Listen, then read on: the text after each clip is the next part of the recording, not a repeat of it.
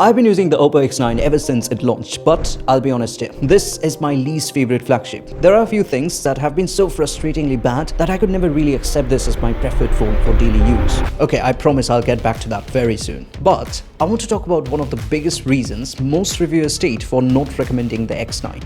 That is the display. More precisely, because of the fact that it does not come with LTPO. But I also feel like you should not be judging this on a pure spec basis, because it only makes a difference if you use AOD a lot. And even then, when compared to other flagships with a smaller battery, the X9 is going to outlast them. Wait.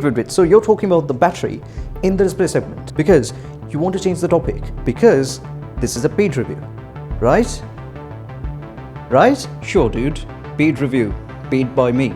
You see, LTPO displays are slightly more battery efficient because they can tune down all the way to 1 Hz when the display is still, but it also means that the benefits of the display efficiency gets largely offset by moving stuff on the screen.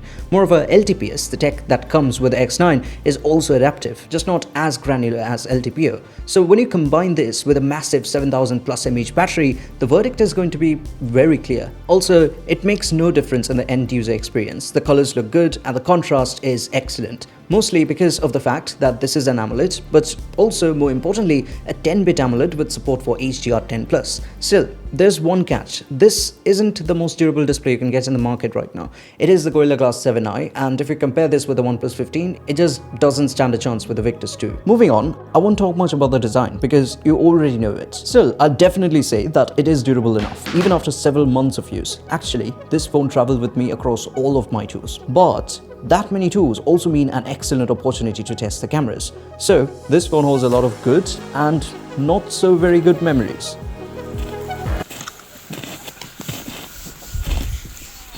কি আছে ওখানটা নর্দমা আছে নাকি হ্যাঁ নর্দমা তো জুতো ভিজেছে Starting with the uncle selfie test, because that's the best way to test for dynamic range on the front camera. It's pretty good, but also more importantly, look at the processing style. It heavily prefers to keep your face lit properly, even if the background gets completely blown out. It is reasonable considering the sun was literally in frame here, because if you compare that scene to this one where the background is more acceptable, it keeps both the areas properly lit.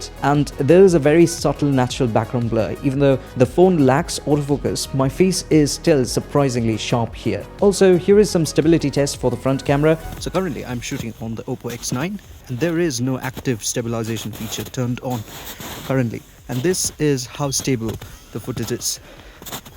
Currently I'm walking on a very unstable snowy path. And this is how it looks like. Worth noticing the background again, I was forced to wear the sunglasses because of the glare, and look how well balanced the exposure is, even here.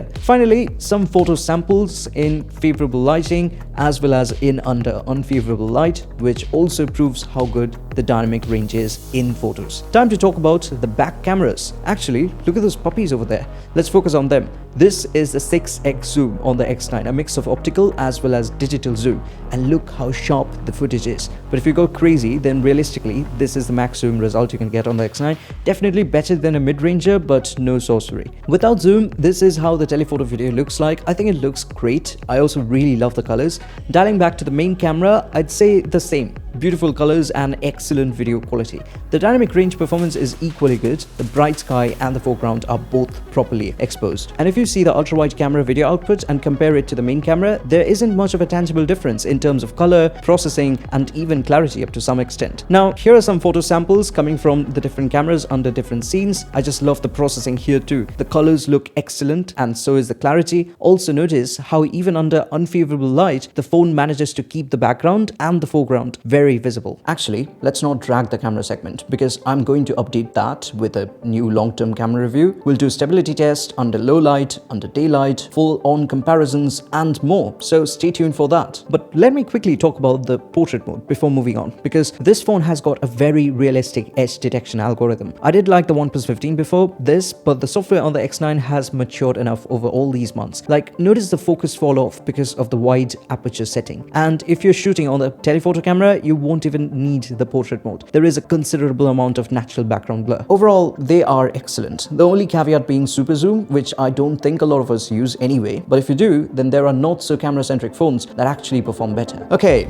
performance. Let's bring the X300 to the table, mostly because it comes with the same chipset as the X9. The primary difference are the thermals. The thermals are more optimized on the X9. The slightly larger form factor is only partly responsible. Actually, easiest way to find out the performance difference, look at the FPS in sub-transit drive. Sure, they are not the best, but they consistently outperform the X300. The spikes are even comparable to their 1+15 base FPS. Still, I think it could have been better. The heat on the back of the phone feels a little bit localized. It could have been more spread out throughout the chassis. Also, if you're wondering about day-to-day usage like app launch experience, it's fast. And talking about apps, how's the software experience so far? ColorOS is clean for the most part. It's smooth, very well optimized. In fact, I think it's one of the cleanest, most reliable Chinese ROMs in the market. You get a great interconnectivity experience with Apple iPhones, other Androids, Macs and Windows. There's a custom button which can be mapped to any action you feel like, except for launching new apps. The haptics are great, but they're also too mellow for a proper flagship. And this actually brings us to the catch. You see, I expect compromises in a flagship, but I also expect the price to reflect those compromises. Based on the comments from my past video, globally, the X9 actually costs more than the Xiaomi 17. So with the missing USB 3.0 port, limiting it to only 2.0 speeds, the LTPS panel, the substandard haptics, the really unbalanced stereo speakers, the missing Gorilla Glass Victus upgrade, the AI eraser not being good enough, missing AI expansion feature, which even the iPhones are now starting to offer,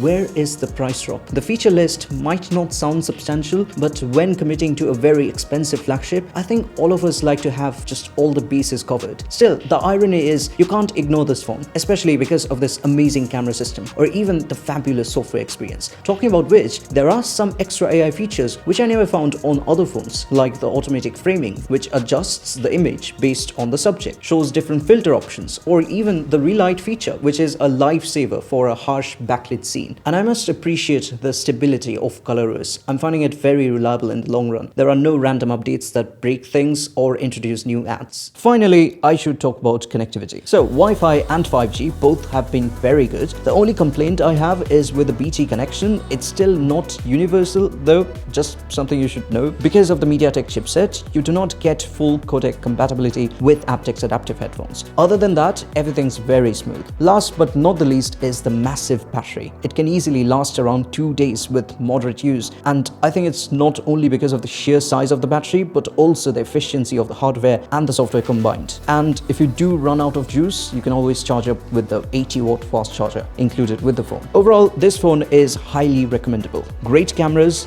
great performance, amplified by the very good thermals, but also comes with some annoying little compromises. Let me know if you think this is a good deal or not. Don't forget to subscribe and follow me on Instagram. Like this video, share it. I'll catch you in the next one.